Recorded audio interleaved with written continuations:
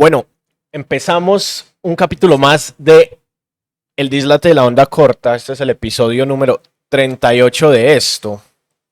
Y yo me encuentro hoy con un señor que cuando yo lo conocí ya me habían hablado un montón de él, ¿cierto? Y la gente me decía, Qué párele susto bolas a cuando ese eso man. pasa, ¿no? Sí, Porque no sabe uno qué es lo que tanto dicen. ajá. Párele bolas a ese man, párele bolas a ese man, y párele bolas a ese man. Y yo hablaba de lo que yo hacía y me decían, tenés que juntarte con este man, tenés que conocer a este man. Y un día conocí a este man y nos hicimos panas, ¿cierto? Darwin, ¿cómo estás? Con ustedes este man. ¿Qué Ajá, más? Bien, contento sí. de venirte a saludar hoy, de estar en el Dislate. En este no había estado. En No, este lugar había estado muchas veces, pero nunca para hablar con usted nomás. Eso está bueno. bueno. Darwin Caballero, ¿cómo termina en Abejorral, Antioquia? En esa época el empleo.com estaba empezando. Eran puras mangas. Sí, Yo me estaba por graduar de la universidad y mandé hojas de vida a todo lo que fuera académico. Lo que yo viera que dijera colegio, instituto, universidad, yo mandé mi hoja de vida recién montadita. Y la oferta de trabajo más llamativa que he tenido tal vez en mi vida, al día de hoy todavía, sí, fue esa que salió para ir a camellar en Abejorral. ok. Que ni yo sabía que existía el pueblo, ni la universidad que me contrataba, ni nada. Para mí fue un poco arriesgado, pero chévere. ¿Y por qué profe Cuentero? Eso me lo dio un compañero de la universidad. Ese fue, yo tenía otro arroba en Twitter. Twitter es mi red social favorita desde que empezó. Y pues desde que llegó a mi vida, más bien, desde que Sí, empecé yo en Twitter, que ya no se llama Twitter, pero yo siempre le voy a decir sí, Twitter. yo también. Yo no he podido con lo de la X, esa Ajá. cacorra. Perdón, la X esa fea. Eh, y yo tenía ahí una arroba, no me acuerdo cuál era, pero era como de esos arrobas aburridos. Sí. Darwin.caballero, una cosa que hoy en día me encantaría Ajá. tenerlo. Sí. Eh, y un día como que pues en ese momento eran las dos cosas que yo hacía. Yo era profesor y era cuentero y me lo dijo un compañero de clase por ahí, lo cambié y me escribió uno en Twitter como, uy, ese está re bueno, claro, es usted. Y yo, ay, eso soy yo. Y se convirtió en una marca y en un sello que luego decidí alejar un poco de mí, aunque sigue siendo parte un poco de la esencia. Y todavía hay gente que me saluda, hey, profe Cuentero, tal. Genial. Y sí, pues sí soy. ¿Qué es la palabra para vos? A ver, la palabra como concepto es, eh, tal vez es la representación más compleja del pensamiento, ¿no? Y eso abre un montón de posibilidades académicas, estéticas, expresivas, un montón. Eso como un punto de vista muy técnico, ¿no? Ajá. Pero la palabra en mi vida, la palabra me ha dado todo, mano. La palabra me ha dado de comer, me ha dado de viajar, me ha traído amigos, me ha traído recuerdos. Y eso que he estado peleado con la palabra, estuve muy peleado con la palabra hablada en mi juventud, en mi infancia. Y tal vez por eso aprendí a escribir bien. Desde niño tengo buena ortografía, desde niño se me da bien eso de expresar las ideas y al principio las escribía y después me paré a hablarle a gente y funcionó. Y ya la palabra hace parte de mi vida. Así un día deje los escenarios o lo que sea, creo que siempre voy a querer hacer algo con las palabras. Es algo que me mueve mucho, me gusta. Cuando estudié también estudié por eso, Ajá. por esos lados. ¿Por qué crees que la respetamos tanto o la sacralizamos tanto a la palabra, tanto escrita como hablada? Pero sabes que creo que no todo el mundo tampoco, no tanto, creo que es como una religión, un poco Ajá. es el culto a la palabra, ¿no? Ahora que tiene como sentido, ahora que lo menciono. El culto a la palabra existe para ciertas personas. Hay gente que le vale huevo lo que su palabra diga y dije esto, actúo de esta manera, dije esto, hago lo contrario. Yo me sorprendo mucho de los políticos, sin importar del color con el que se identifiquen del logo de su bandera. Son impresionantes como la mayoría de esta gente se para a decir un montón de cosas que uno sabe que son mentira, que ellos saben que son mentira, que o diciendo cosas que no van a hacer o que no representan sus ideas. No sé, ya para mí esa contradicción me parece muy fuerte para mí. Hay gente que eso no le importa. Entonces creo que más que rendirle como, ¿cuál fue el término que vos usaste? Como que le da a uno mucha importancia, como que Sí, lo hace sagrado. lo hace sagrado, eso, más que eso, creo que algunas personas lo hacemos. Yo le he dado mucho valor a eso y no siempre las consecuencias han sido amables. Eh, pero así como hay gente que cree en Dios y cree en cosas, yo creo en la palabra y creo en mirar a la gente a los ojos y decirle lo que yo soy. Algo, por ejemplo, que me pareció muy curioso con los años, con la vida. A mí me tocó, antes uno está muy acostumbrado a decir mentiras, grandes, chiquitas, sea para quedar bien con alguien, para no quedar mal uno, lo que sea. Un día yo me di cuenta que yo no podía decir mentiras porque no me iba a acordar de lo que decía. No podía hablar lo que no era ni de mí, ni de nadie, ni de nada, porque no me acordaba con quién había hablado. Entonces de ahí en adelante, lo que yo digo es lo que yo soy y lo que yo pienso, con todo lo que eso implica. Wow. Y entonces vos venís con la palabra de otra región y te encontrás con la palabra de esta región. ¿Eso chocó? ¿Cómo fue porque en estos días vi que subiste un reel hablando de ser el único que decía Bessie en el pueblo. Claro. ¿Y cómo fue como ese choque cultural de la palabra en las costumbres que vos traías de la infancia y las venís a aplicar aquí? Sí, el primer lugar del que cuando yo me fui de mi casa me fui a vivir a Bejorral y yo llegué y me encontré un universo lingüístico completamente distinto. Y fue empezar a romper burbujas. Creo que de eso va un poco forastero, de cómo haberme ido de la casa y encontrarme con un contexto que no es el mío, con el que crecí, el que aprendí desde niño, me hizo entender justamente eso, que es que en donde estés diferente, papi, ya acostúmbrese. Y de ahí salieron muchos chistes. Se volvió súper divertido hablar distinto al resto. Después de ahí me fui a vivir a Argentina un tiempo, 4 años, estuve allá trabajando también. Y allá fue más todavía, porque si dentro de mi propio país me notaba las diferencias de mi forma de expresarme, ahora en otro país completamente distinto.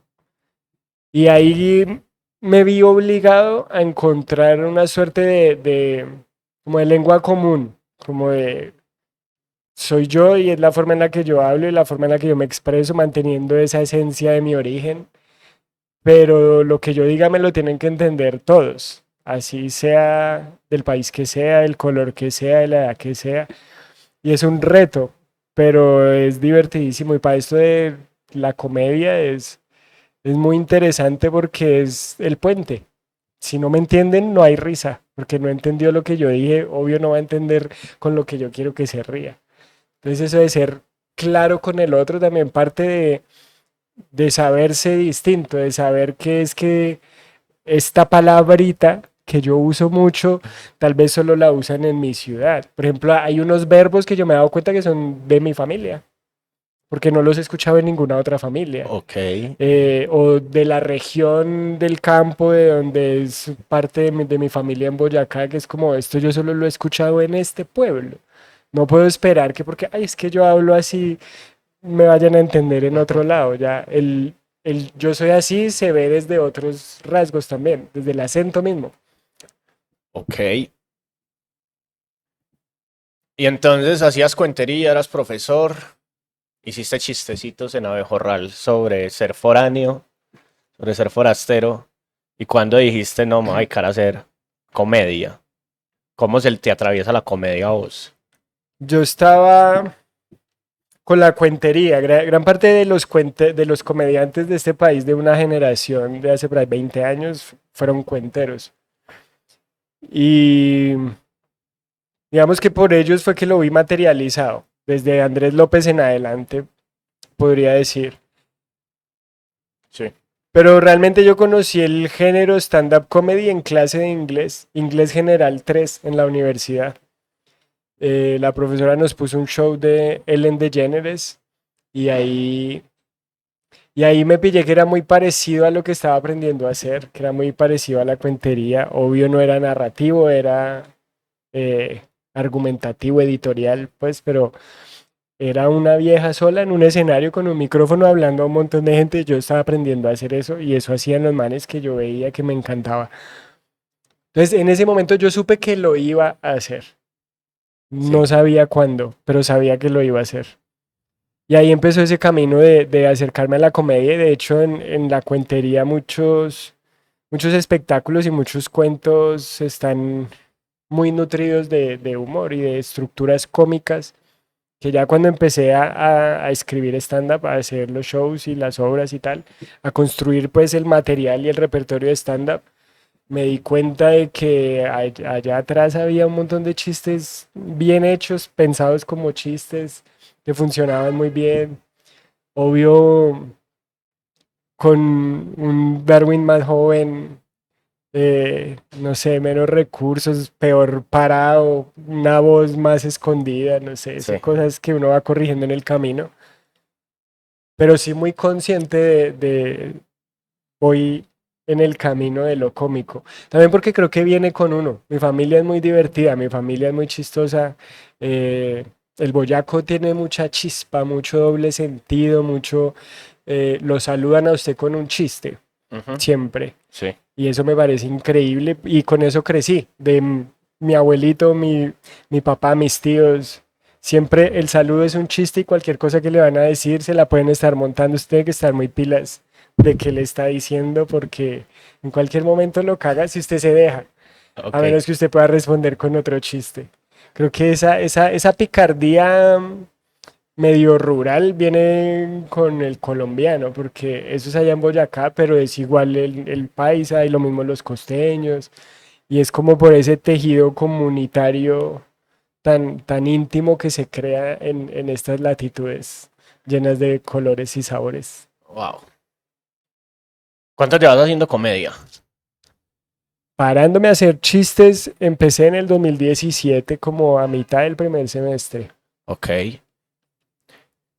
Y entendiendo que la comedia como comedia de stand-up, como stand-up comedy en Colombia es tan joven, ¿vos cómo la estás viendo?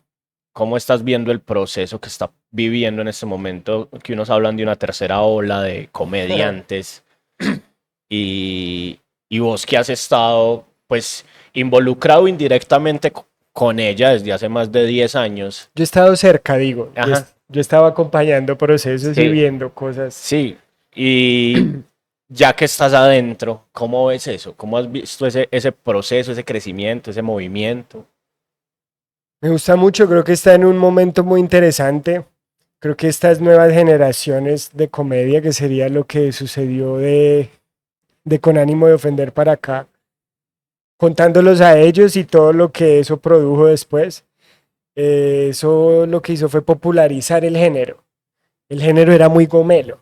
Ajá, Acá el género llegó a la élite y los primeros representantes de la comedia stand-up eran muchachos gomelos y muchachas gomelas y de repente, pum, aparecieron un montón de chinos maleducados, groseros, de barrio, gordos, feos, enfermos, como tú o como yo.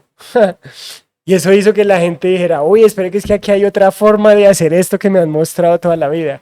Siempre fue muy farándula, muy de ajá, televisión, sí, muy de espectáculo. Mira que esta generación que te digo que me influenció mucho, que sería la generación comediantes de la noche, que fue esa primera tanda, después de su éxito estaban en todos lados, vendiendo celulares, vendiendo de todo, ya eran imágenes públicas Y hoy en día, pues estos chinos ya están realities, cosas de esas. Me parece que es ampliar el espectro.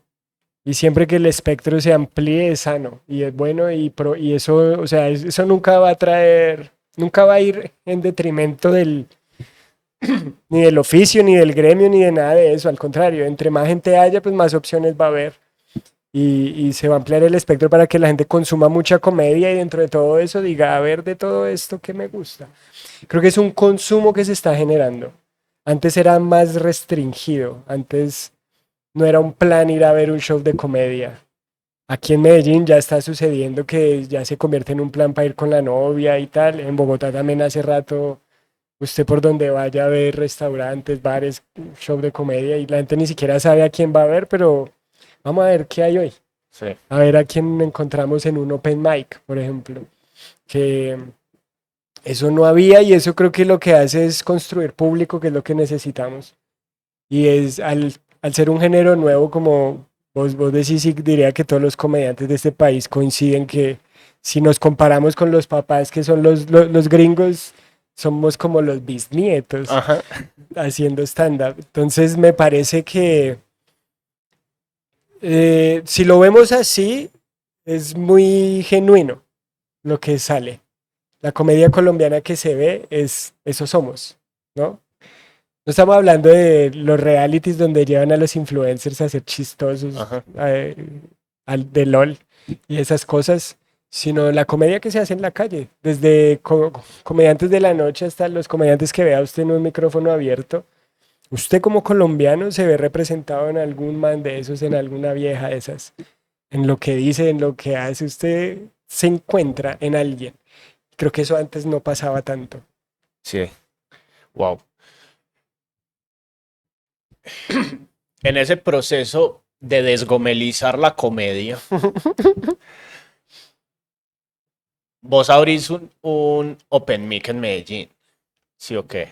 Sí, Y con los bastardos. sí, con los bastardos. Y es por ese deseo de enseñar, de ser profesor, de dar oportunidades, de dejar que la gente también encuentre su ser en la tarima, o por qué carajos. Yo creo que eso es una consecuencia más bien. Eh, Ahí hubo varios factores. En ese momento con Bastardos, que era como el proyecto cómico que medio creé para poder hacer comedia en Medellín, para empezar. Ujú. Porque si lo hacía solo me iba a quemar, no era capaz, necesitaba un parche. Primero fuimos a un show, estuvimos en el Poblado, estuvimos haciendo muchas cosas y en un punto dijimos necesitamos ir al centro y tener una propuesta que construya público, que es lo que no hay todavía en la ciudad. Y en este camino, digamos, mío, aparte de Bastardos, también fui entendiendo que es que esto no es para mí. O sea, esto no es, yo no voy a ser el rey de esto, jamás. Ni lo pretendo. Para yo poderme parar, o sea, para yo poder ir con mi libreta y decir quiero probar estos chistes hoy, para un show que tengo el sábado, tiene que haber comediantes que hagan un open mic. Tiene que haber esos espacios. Si no había, pues vamos a proponerlos primero, egoístamente, para mí. Para poderme parar cada 8 días, construir material, probar chistes, hostear, que es otra de las, como de los suboficios que el comediante de stand-up tiene, o uno de los roles más bien que hay que entrenar, diría yo, que es presentar los eventos. Es distinto a subirse usted a hacer su rutina, ¿sí o qué? Entonces creo que era más por necesidad. La ciudad necesita eso. Había también muchos comediantes que no teníamos dónde ir a probar material. Y parte de eso, de entendernos dentro de una comunidad. Somos individuos, pero somos individuos porque hacemos parte de una comunidad. Si no, eso es un bicho por allá en cualquier lado. Ujú. Entonces, para poder hacer comedia, para poder estrenar obras y que la gente vaya, para poder probar chistes cada semana, para poder hacer esto que nos gusta tanto, tiene que haber una comunidad que lo respalde. tiene que haber comediantes nuevos, tiene que haber bares que sepan que existimos y que nos abren las puertas para ir a hacer un show, para ir a grabar un podcast, para ir a hacer lo que uno quiere. Para eso hay que proponer espacios y dentro de ese eh, proponer espacios, algo que no había en ese momento en la ciudad era un micrófono abierto de stand-up. Después ya creo que hay más. Ese sigue con otro grupo, con los Rechazados del Infierno, que son otros ahí. Y viene eso, creo que se vuelven puntos de encuentro para una comunidad emergente. En últimas, todo lo que uno hace es para ir a encontrarse con otra gente, lo que Sí. sea, porque eso somos, individuos comunitarios. Encontrarse con otra gente. Y me das pie para la pregunta que estaba construyendo mientras te escuchaba. Y es, Me encanta eso de que tenga muchas voces para que pueda pensar varias a la vez. sí, eso es lo bueno.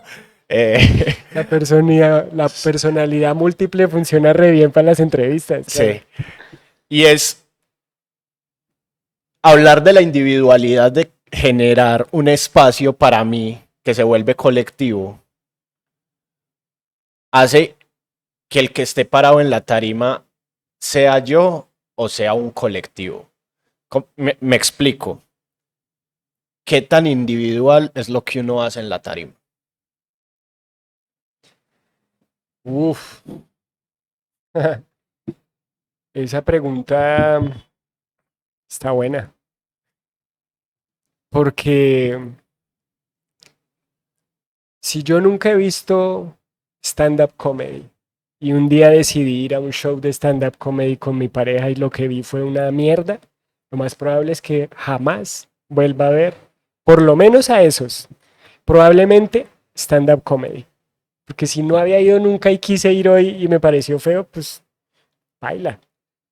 Tal vez después le dé otra oportunidad, pero quién sabe qué cosas tengan que pasar para eso. Entonces hay como una responsabilidad, si se quiere, de el gremio, ¿no? Como lo que uno haga ahí representa también gente. Pero pues el que está parado ahí es usted. Y usted responde por lo que usted hace y por lo que usted dice. Y por eso hay comediantes que tienen mucho alcance y se meten en problemas por las cosas que dicen. Porque, ay, ¿cómo se le ocurre decir eso? Si supieran las cosas que uno escucha en un bar. Eh, entonces creo que más que represente uno a un colectivo, es todo lo que usted haga suma para ese colectivo. Entonces, el hecho de que en Medellín haya una nueva obra de stand-up, un nuevo comediante, una nueva comediante, un nuevo grupo de mujeres comediantes, un nuevo open mic, el hecho de que haya una cosa más de esas, le suma a todo ese colectivo. Se me viene en este momento a la cabeza esta imagen como de Terminator 2, el Mercurio, Sí. que está acá y llega el otro metal y se le pega y se Sí. hace más grande la mancha. Es eso. Y creo que todo lo que hacemos o lo que va uno haciendo más bien contribuye a esa construcción colectiva, aún de forma inconsciente. Así usted se vaya de forma individual, egoísta, a decir, no, es que este es mi show y la va a romper porque quiero ser famoso y quiero llenar estadios y le va a meter. Y si lo logra, eso va a beneficiar a un montón de gente que hace lo mismo que usted, porque está contribuyendo a eso. Entonces creo que no se representa, pero sí suma. ¿Y vos qué sentís de ver eso? De que ese capricho que vos tenías con los bastardos de tener un espacio ahora esté pululando en todo el área metropolitana, no solo Medellín, ¿cierto? Porque a mí me dicen, hey, hay un Open Mic en Niquía, y después me dicen, hay un Open Mic en Caldas, y es el mismo día del Open Mic en Medellín, en el centro. Entonces, ¿vos qué sentís de eso, de ver esa proliferación de comedia, de gente que está tomando la decisión de pararse en un escenario, de ir a tocar la puerta de un bar y pedir el permiso para que lo dejen pararse 10 minutos entre borrachos que nunca lo han visto? ¿Qué sentís de eso? De haber tal vez puesto una de las primeras piedras Me parece bonito, me parece que ese era el plan.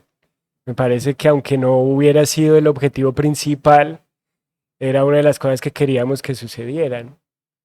Eh, en pandemia tuvimos un Open virtual y en el Open virtual hubo gente que desde su casa por primera vez hizo stand-up ante una pantalla de un celular.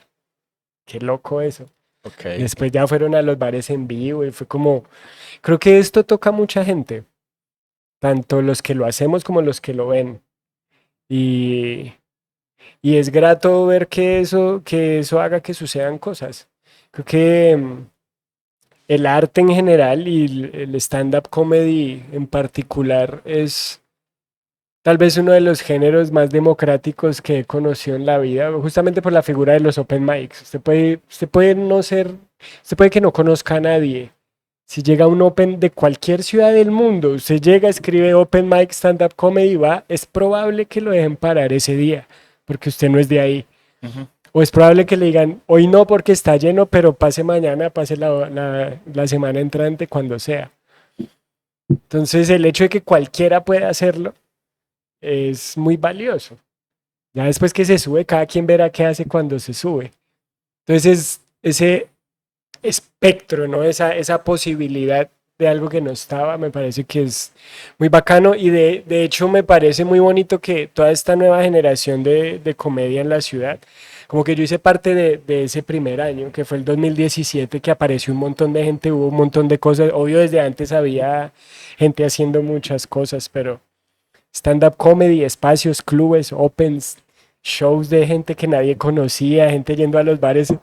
Buenas, que queremos hacer un show de comedia. Eso fue ese parche que comenzó ahí y me parecía muy divertido porque en ese momento, por ejemplo, yo era el único rolo haciéndolo. Pues antes estaba Andrés Bravo, pero él vive aquí hace años y él vino a camellar de una vez ya con el Águila. Pero esto como tan desde abajo, desde lo under, desde la nada, porque es que nosotros tuvimos shows de ir a probar. Me acuerdo un día, Comedy Central abrió una convocatoria para un callback, que era como un casting para los que iban a salir en televisión en Comedy Central. Y lo hicieron para todo el país, tocaba mandar un video, tal. Y había un lugar donde hacíamos opens, pero no eran tan opens porque éramos como los seis y nos poníamos en el cartel porque éramos, no sé, 12, entonces seis estaban acá, cuatro allí, dos allí. Y ese día hicimos, el día que se grabaron los videos para mandar a la audición de Comedy Central, había dos mesas, acá abajo de hecho. Y pasar de esas dos mesas a ver gente que estaba en esa misma época haciendo cosas más grandes, estrenando shows, haciendo temporadas, viajando, me parece que eso es chimba, porque eso muestra crecimiento de una comunidad emergente, de un nicho que fue germinando y que está creciendo de una manera impresionante, que está re bueno.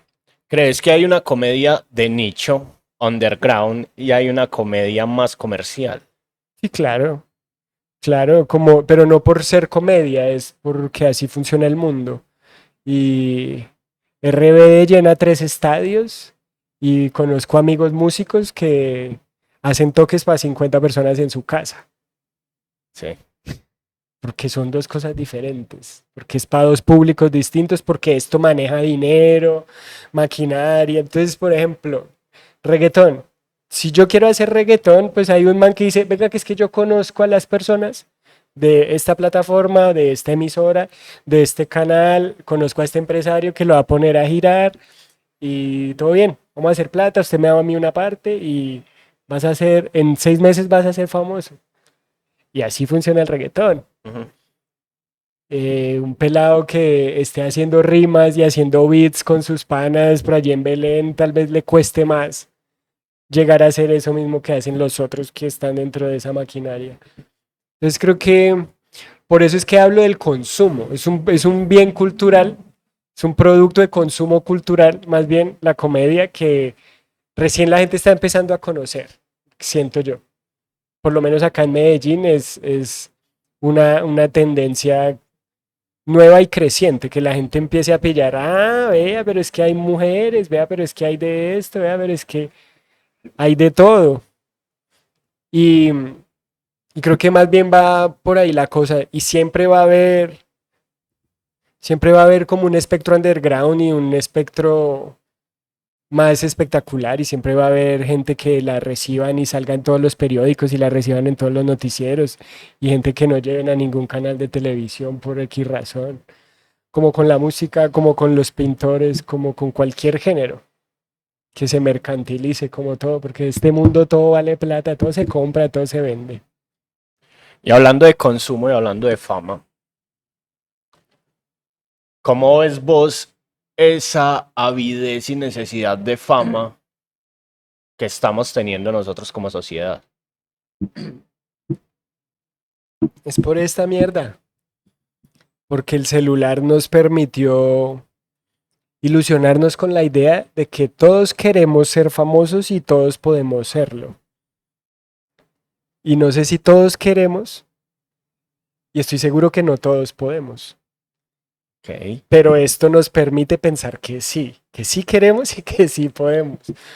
Porque por ahí fue que los conocimos, no sé, Janfrey.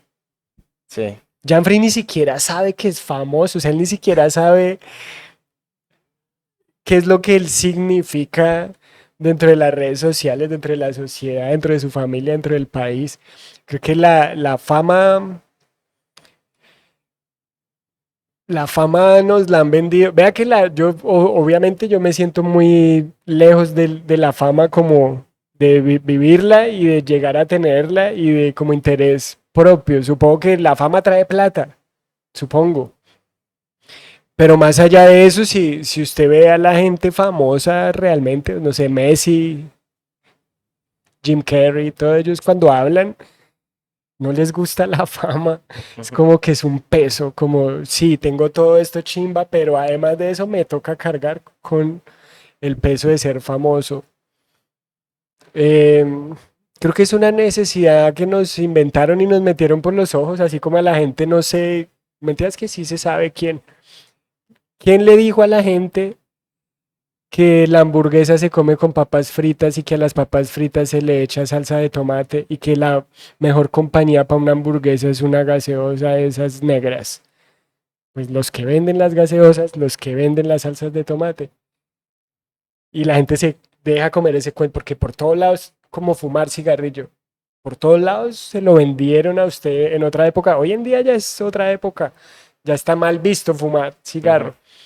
Pero yo fumé un montón y cuando lo dejé con un libro, parte de las cosas que el libro dice y le muestra a uno es como vea cómo le han lavado el cerebro toda la vida diciéndole que esto es chimba. ¿Le parece chimba? No, no, señor. Y entonces, bueno, está bien, ya no vuelvo a fumar. Entonces siento que es algo como por ese lado, lo de el querer ser famoso. Es que se ve muy divertido.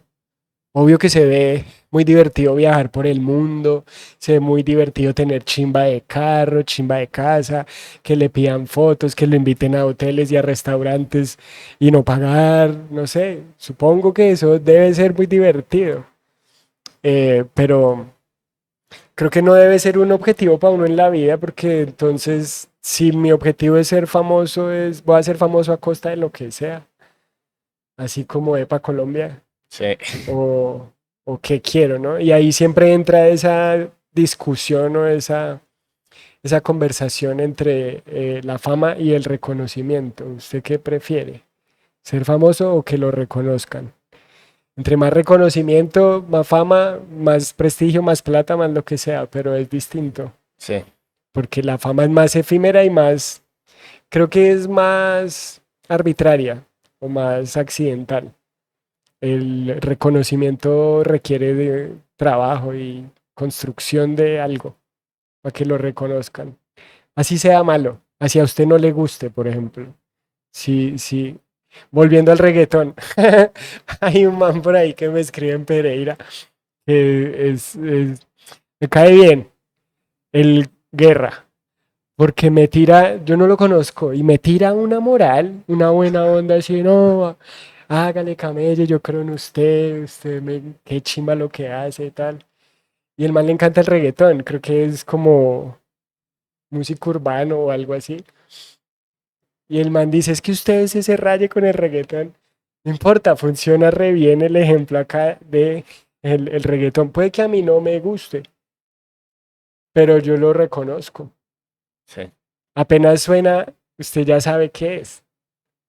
Eso no es de gratis, eso es porque hay un montón de gente que lleva años trabajando para que eso sea así. Entonces creo que el motor no debe ser tampoco ni siquiera buscar ese reconocimiento ni esa fama, sino hacer. Si le gusta escribir, pues escriba. Si se gana un Nobel, pues bacano. Si se gana premios, bacano. Si no, pues ahí tiene libros que usted escribió. Ojalá que los venda a todos para que no pierda plata. Ya, eso es lo único, creo yo.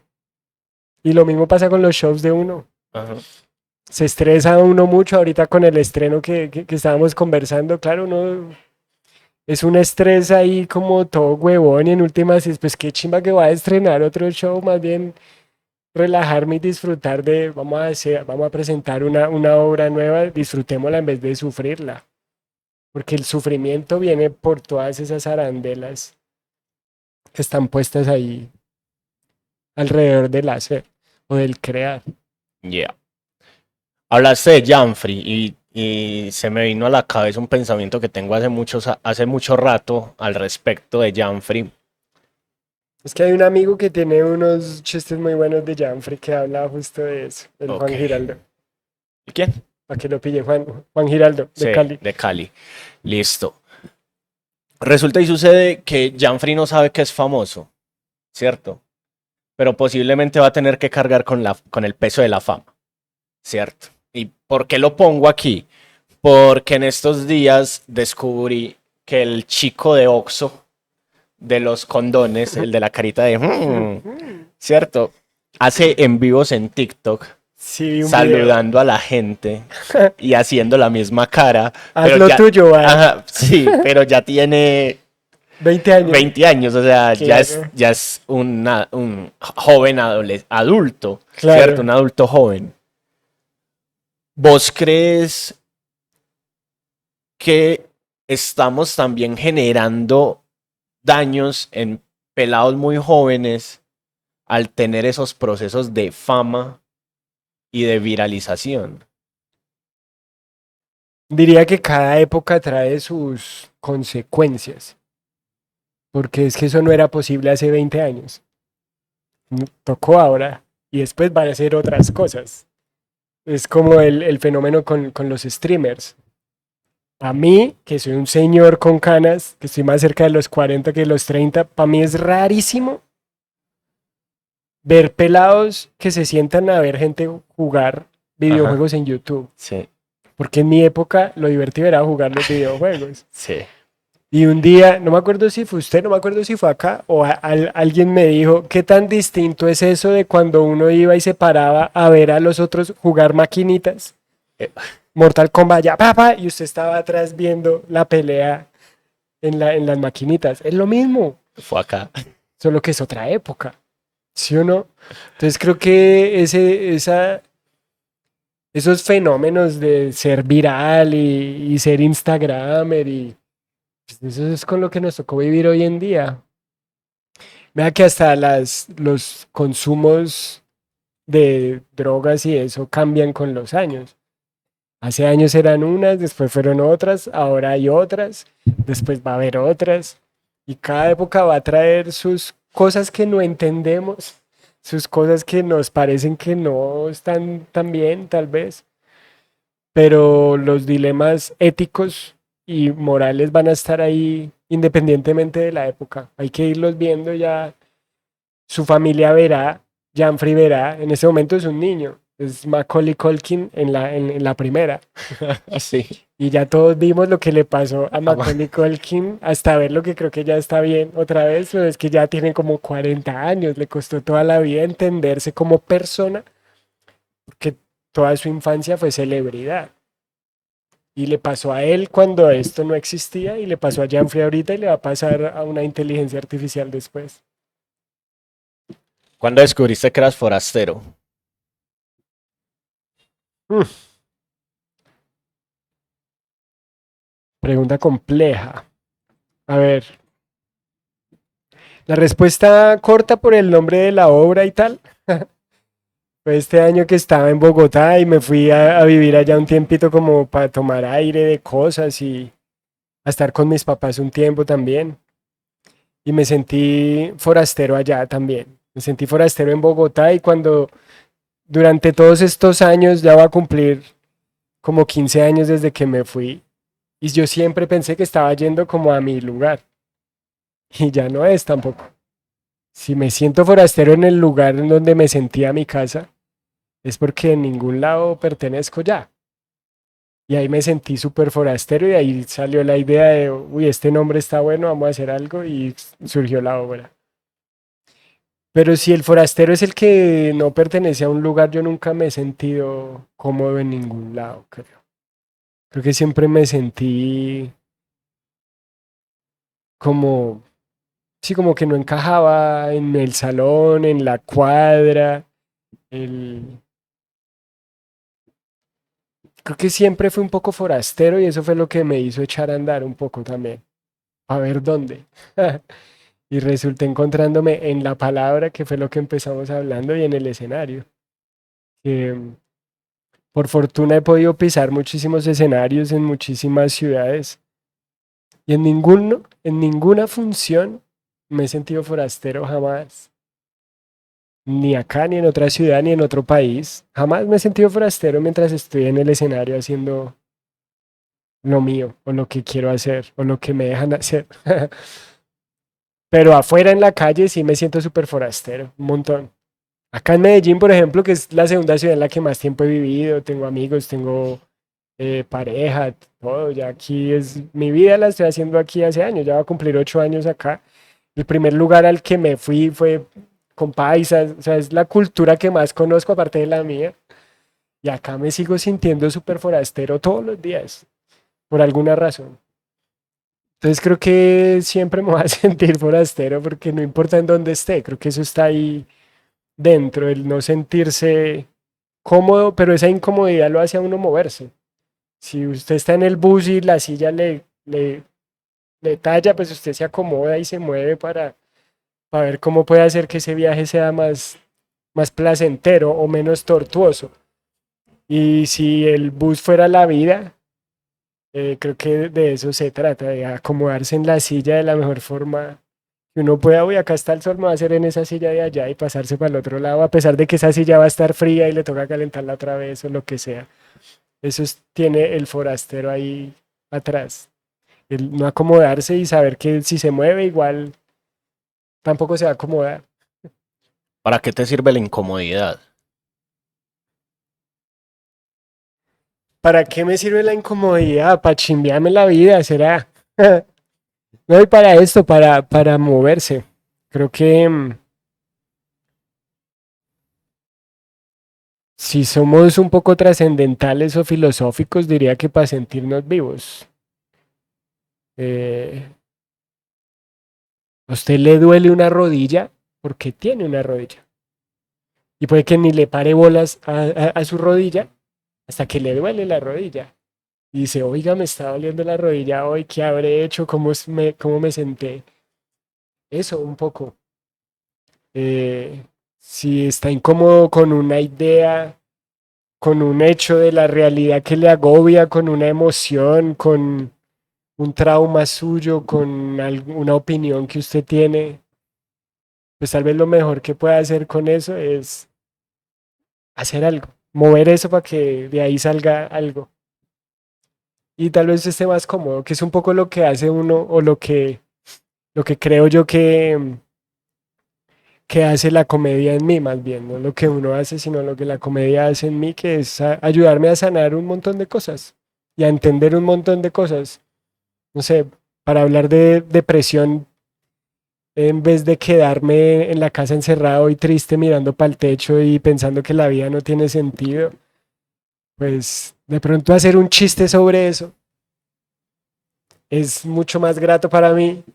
Si el chiste es bueno, va a hacer reír a otra gente y tal vez ya la vida cobra un poco más de sentido, porque ya no estoy en el techo mirando para arriba, sino que estoy haciendo algo. Me hizo mover. Y el sentido creador creo que es el que impulsa eso también. El hacer algo con eso que te incomoda. Creo que para eso es. Resumiendo, es que estas preguntas que usted hace me hacen pensar mucho. Creo que para eso me sirve incomodarme, para crear, para moverme, para hacer. Y entonces sos comediante y la gente cree que los comediantes son gente feliz, son gente alegre siempre. Y ahorita hablaste de la incomodidad, de hacer un chiste sobre la depresión, de quedarse acostado sobre la cama, de sentir estrés por una obra que vas a estrenar y un montón de cosas. ¿Cómo juega la salud mental dentro de toda esa amalgama de cosas que están pasando en tu cabeza al tiempo? En el proceso de crear, en el proceso de hacer, en el proceso de... Pues es complicado. Yo me he enfrentado últimamente, no sé, los últimos 2 años, el último año y medio ha sido complicado en ese sentido de la cabeza. Por estos días, no sé, como que hay momentos de lucidez que va uno entendiendo cosas. Y esto se le vuelve a uno una obsesión. Y eso es lo que le causa a uno esas situaciones, yo creo. Entonces, claro, si yo lo veo desde mi punto de vista de yo soy el centro del mundo y en mi burbuja y mi existencia y mi yo, diría Nietzsche, pues llevo más de la mitad de mi vida tratando de vivir bien, de ser artista independiente y eso cuesta como un berraco. Y eso lo enferma a uno cuando no funciona. Pero hay muchas formas de hacerlo y la obsesión de, por ejemplo, en estos días estaba escuchando un podcast y alguien decía, no sé qué es lo que le pasa a los comediantes o a la gente que trabajamos en esto, que es la sensación de que no puedo parar. Porque si paro, desaparezco, si paro, se olvidan de mí, si paro, cuando vuelva baila, no sé qué es eso.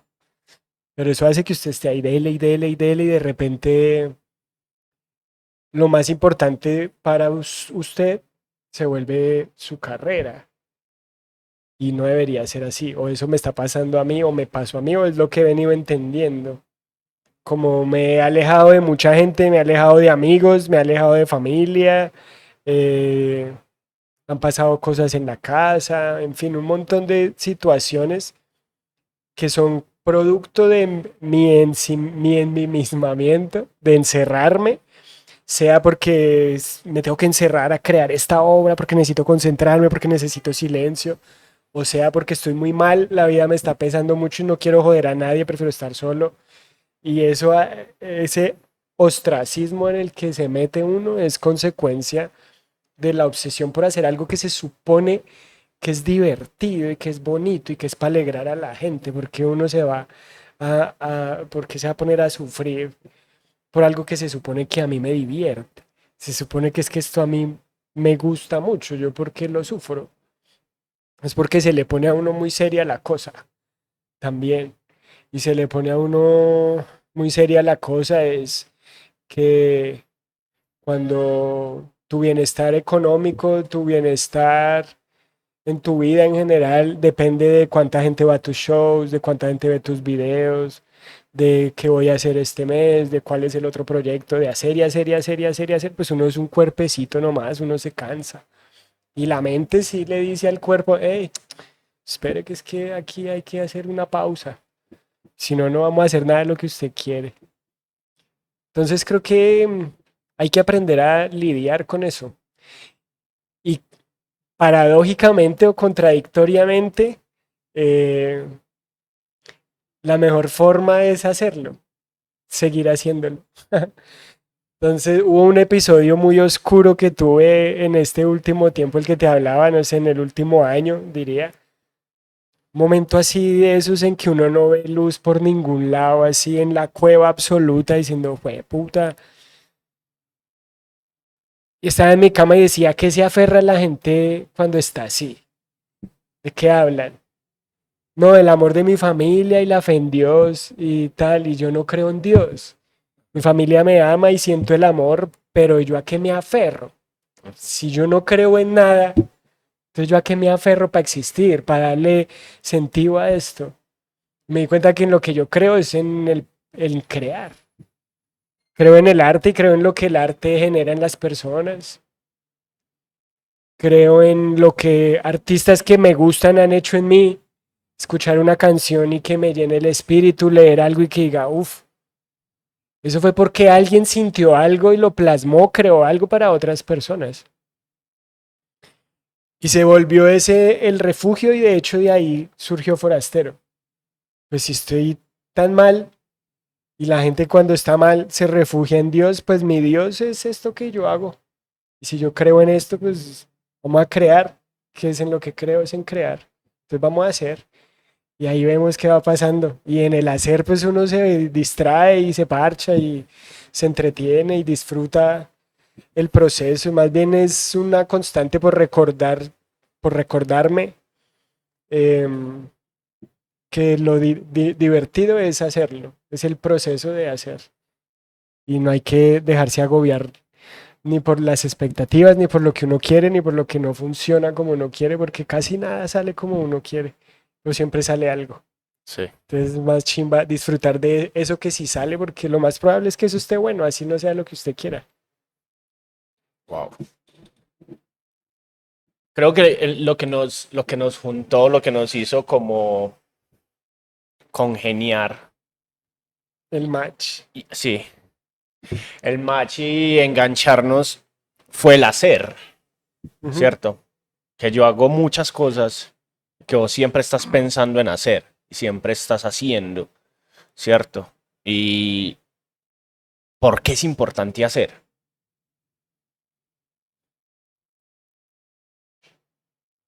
Porque si no, entonces no pasa. Si no lo haces, no, no sucede. Nadie va a venir aquí a decirme, oiga, ¿usted quisiera presentar un magazine para entrevistar a gente en los barrios de Medellín? No, busco a mis amigos, se me ocurrió esta idea, tiene tiempo, quiere hacerlo, hagámoslo. Porque, y porque todo el mundo hace también, Ujú. ¿no? Creo que hacer un evento, hacer un show, crear una obra, escribir un libro es tan valioso y tan importante como el señor que está manejando el bus que lleva gente a trabajar, como esa gente que va en el bus a su trabajo. En últimas, creo que más bien fuimos tercos de convertir el hacer en nuestro trabajo, que eso es de puro culo inquieto, eso es de puro niño que en el colegio regañaban, eso es de puro niño que no se quedaba en silencio en una izada de bandera, que no sé cómo fuiste vos, pero yo era ese en el colegio, yo era el que pasaban al frente castigado y yo hacía gestos y se reían y me regañaban más, porque es que usted está castigado, entonces de espaldas en el rincón.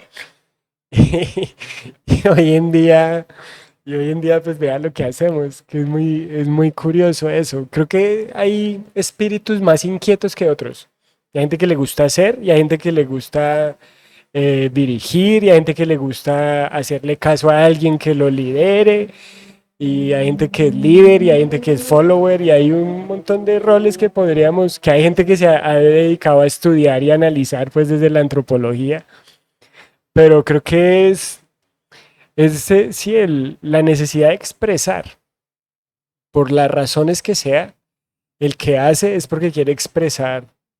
Desde el que organiza un bazar en su cuadra, hay un sentido profundo que lo mueve. Y creo que vuelvo a eso de lo comunitario, hacer para encontrarse. Vamos a hacer un bingo, ¿para qué? Pues para que llegue la gente, para comer, para emborracharnos, vamos a hacer una fiesta, vamos a hacer un show, vamos a estrenar un libro, vamos a crear un espacio de estos, ¿para qué? Pues para venir a hacer, para encontrarnos. Ese creo que es el motor. ¿Qué es lo próximo que vas a hacer? Lo próximo inmediato, pues es el estreno de mi segunda obra de stand-up que se llama Forastero, que no sé esto cuándo salga, pero es el 5 de octubre. Entonces, si usted está viendo esto antes del 5 de octubre puede ir, si no, pues busque que seguro por ahí se la encontrará. Eso es lo nuevo y este año justamente decidí hacer poco, hacer menos, para descansar un toque. Entonces creo que es la primera vez que solo he tenido un proyecto artístico así para el año. Ahí siempre estaba haciendo hartas cosas y con gente y espacios y cosas de ir cada 8 días y un show mensual y pa.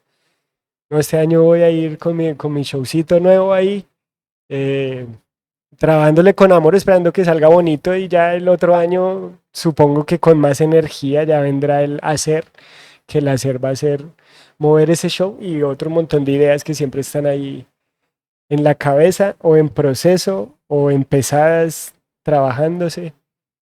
Uno hace muchas cosas al tiempo y van saliendo. Estás valorando la pausa, dirían las personas que hablan de bienestar y demás. Pero, porque hay que valorarla, ¿cierto? Después de que hablas de qué hay que hacer, de estar prendido todo el tiempo, de estar maquinando todo el tiempo, de la cabeza jugándote en contra, de la cabeza jugándote a favor, del relacionarte, del estar con la familia, del encontrar una deidad, lo que sea, porque hay que poner pausa. Creo que las pausas sirven para ver, para pensar y para ver hacia atrás, para ver qué se ha hecho, para ver hacia adelante qué quiero hacer, ¿no? Sí suena un poco a contradicción, pero si no hubiera parado, por ejemplo, este año que yo no puedo parar porque es mi trabajo, entonces igual yo tengo que hacer mercado, tengo que pagar el arriendo y tal, pero para mí parar es dejar como ese haga y haga y haga y haga y dele y dele y dele. Para mí parar fue decir, oiga, hace años, años que no comparto con mis papás tiempo así bien. Nos vemos en diciembre, voy, vengo, pero cuando voy siempre tengo shows, nos vemos un ratico. La única manera es estar con ellos un buen rato, 2 meses por ahí. No me van a decir que no. Y ese fue el parar. Igual estaba con ellos y en Bogotá estaba trabajando y tenía shows y viajé a Ibagué por ahí cerca y tal. Pero bajarle un poquito al ritmo para contemplar. Creo que la pausa es para contemplar. Que la contemplación es algo que este ritmo que el mundo trae nos impide y casi que nos obliga a no contemplar. Porque todo es rápido, todo es ya, todo dura 15 segundos. Por eso lo bonito de ir a un museo y usted pararse enfrente de un cuadro el tiempo que quiera, lo bonito de estar en la playa y sentarse y ver el infinito hasta que se canse. Entonces la pausa es necesaria porque somos seres vivos, somos máquinas que se cansan, somos máquinas que necesitan respirar. Si usted le da un taxi 24/7, tiene que mandarlo a reparación, si no, el taxi no le va a durar lo que usted quiere que le dure. Si usted juega Play todo el día, 24 horas, en un mes ya no tiene Play, se le va a quemar de estar ahí o se va a volver más lento, se le quemará un procesador. Eso sucede con uno. Creo que es ese afán de, de reconocimiento, tal vez, o de fama, lo que hablábamos ahora, lo que lo tiene a uno ahí todo el tiempo. No, es que tengo que hacer y aquí, aquí, aquí. Entonces tengo que armar una gira allá y cuando llegue tengo que armar la otra. Pues bueno, si eso es lo que quiere, hágalo, disfrútelo, vívalo. Pero no se puede quedar uno en esas todo el tiempo porque indefectiblemente llega el colapso, yo creo. Y la pausa impide eso, impide el colapso. Si usted juega Jenga y los va poniendo todos así, así, sin pensar, de eso se va a caer porque no los está acomodando con la paciencia que es, con la pausa que requiere cada pedacito de madera para poner encima. Entonces creo que ese es el valor que le doy a la pausa, el contemplar, para ver qué. Muy chimba. Para ir cerrando, ahorita hablaste del peso de la fama, de la gente que es famosa en esto, ¿cierto? Haciendo comedia, de lo que cargan, de los enemigos que se han hecho, por decir algo. ¿Cuál es la responsabilidad del comediante y por qué la gente le endilga otras responsabilidades? La responsabilidad del comediante es expresar su percepción o su forma de ver el mundo a través de un lenguaje cómico que con suerte desencadena risas en quien lo escucha. Punto. Si el motivo del chiste o lo que dijo te molesta, no te molesta lo que sucedió. Pues no te molesta lo que dijo, te molesta lo que sucedió. Ujú. Y creo que más bien la cosa va por ese lado de la gente le endilga otras responsabilidades a los comediantes porque a quienes debería endilgárselas o no es capaz de hacerlo o no puede hacerlo. Porque si usted le tuitea algo a un senador, el senador puede que ni lo vea, tiene alguien que le maneja las redes sociales, pero si usted le comenta un video de un chiste a un comediante, el comediante lee todos sus comentarios y se va a poner triste porque alguien lo está atacando por algo que él no hizo, solo hizo ver. Eh, Siento que la pregunta va como hacia Fox News, por No, ejemplo. no va para ninguna parte, Bueno, sino que pero la ayer, lectura que le doy, por ejemplo, es una discusión que sucede mucho en mi casa con mi novia. sí, Porque ella, por ejemplo, pues obvio está acostumbrada a ver comedia, conoce a casi todos los comediantes que pasan por acá y los conoce a ellos también desde afuera. De hecho, creo que nunca ha ido a un show de Fox News, los conoces de estar haciendo ajá, stand-up por ahí de antes. Entonces es el tema como, es que hacen chistes de cosas muy pelles. Y yo le digo, pues yo también, solo que es que esas cosas pelles no le afectan a la gente acá. Pero yo empezaba, no sé, en un momento estaba empezando el show haciendo un chiste de la guerra de Ucrania. ujú, A la gente le da risa acá porque acá no hay bombardeos y ajá, acá, sí, pero si yo hago ese chiste allá, tal vez a la gente no le dé tanta risa. sí, Pero es que yo no estoy allá, estoy acá, yo me quiero reír es acá. Y no me estoy riendo de lo que está pasando allá. Quiero traer esa imagen, esa situación y construir una idea que nos dé risa, porque el hecho de que yo no lo mencione no significa que allá nos estén dando re duro en este momento. ajá, Mientras estamos usted y yo hablando de comedia, que a quién le importa, al otro lado del mundo se están matando. ¿Es culpa mía? No, es culpa de los poderes y la OTAN y Putin y toda esa gente que está por allá. No es culpa del que está haciendo un chiste de eso que sucede. Eh, Lo que sí digo siempre es que el comediante es responsable de lo que dice. Si lo que usted dice incomoda a gente, pues asuma la incomodidad de la gente. Así como usted asume los aplausos y las risas y los likes y, ay, cuando no guste, pues también asúmalo porque es que eso también es causa de lo que a usted se le ocurrió. Y ese es uno de los riesgos de la fama en la comedia, que aquí todavía no pasa mucho, pero en Estados Unidos, donde la gente consume stand-up así a un nivel. Ya es como que cuando hay un nuevo show, va gente de la prensa a ver sobre quién hace chistes y eso es un titular al otro día en un periódico de Dave Chappelle en su nuevo show le tiró a las trans y se arma un debate público. Aquí eso no pasa, pero puede pasar y va a pasar eventualmente. ujú. Pero creo que la responsabilidad del comediante y de cualquier artista es su obra, lo que hace ahí.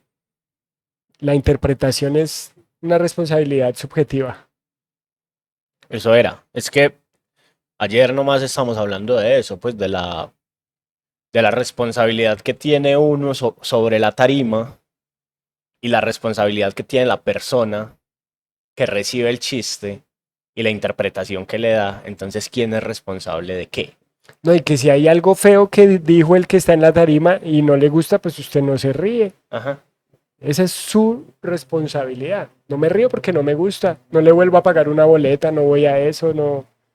Le cuento a la gente que no me gustó esto, esto, esto. No se puede hacer nada más. Hasta ahí. De eso se trata. Si usted va a ver una obra en un museo, no sé, un fresco, y no le gusta, pues sálgase del museo. No va a mandar a pintar la pared blanca como hace la gente que no les gustan los grafitis en los puentes. No, pues no lo vea. Pase derecho. Lo que está ahí simplemente es lo que alguien quiso opinar sobre el mundo que está entendiendo. Ya. Darwin, muchas gracias. A usted muchas gracias por conversar, por hacer. Sí, para eso estamos. Si usted quiere ver todo lo que estamos haciendo, pues búsquenos en @laondacorta en todas las redes sociales. Síganos en todas las plataformas de audio. Estamos en Twitch, estamos en Amazon, estamos en Deezer, estamos en Spotify, estamos en Google Podcast, El Dislate, La Onda Corta. Darwin, ¿dónde te encontramos?